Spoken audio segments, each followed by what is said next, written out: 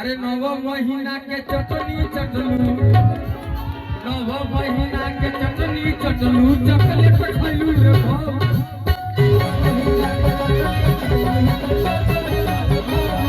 अरे नव महीना के चटनी चटलू, चॉकलेट खैलू रे भाऊ।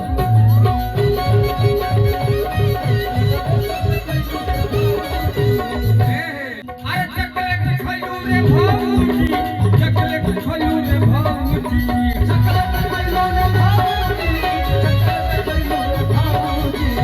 नव महीना के चटनी चटलू, चॉकलेट खैलू रे भाऊजी। नव महीना के चटनी इतना दिन में इतना मोटा कैसे भइलू रे भाऊजी। इतना दिन में इतना मोटा कैसे भइलू रे भाऊजी। अरे नव महीना के चटनी चटलू, चॉकलेट